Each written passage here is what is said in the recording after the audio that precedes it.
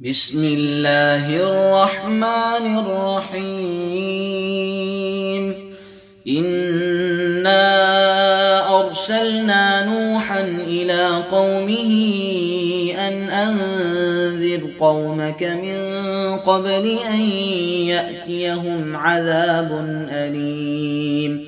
قال يا قوم إني لكم نذير مبين أن اعبدوا الله واتقوه وأطيعون يغفر لكم من ذنوبكم ويؤخركم إلى أجل مسمى إن أجل الله إذا جاء لا يؤخر لو كنتم تعلمون.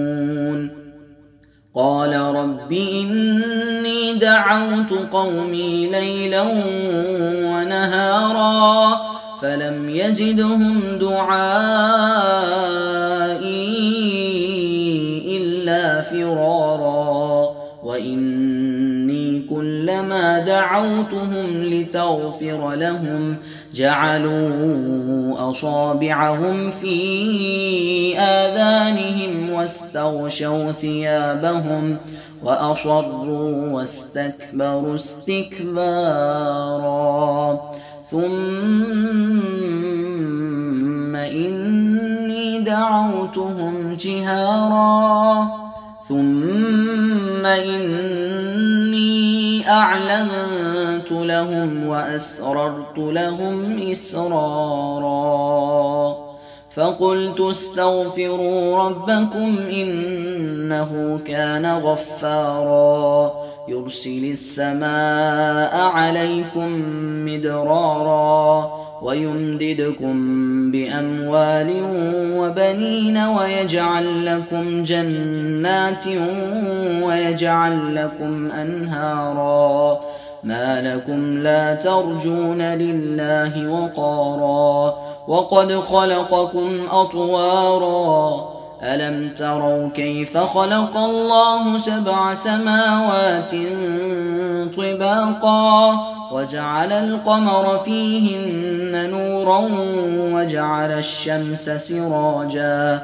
والله أنبتكم من الأرض نباتا ثم يعيدكم فيها ويخرجكم إخراجا والله جعل لكم الأرض بساطا لتسلكوا منها سبلا فجاجا.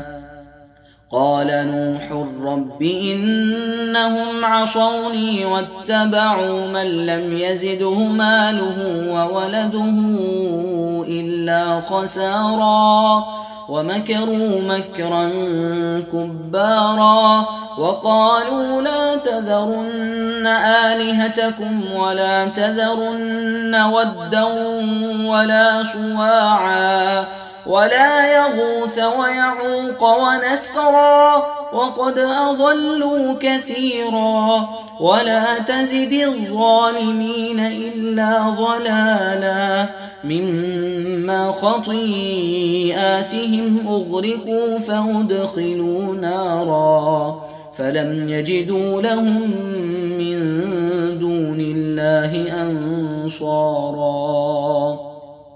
وقال نوح رب لا تذر على الأرض من الكافرين ديارا إنك إن تذرهم يضلوا عبادك ولا يلدوا إلا فاجرا كفارا.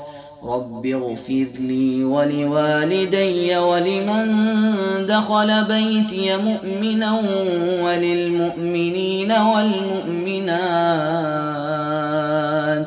ولا تزد الظالمين إلا تبارا.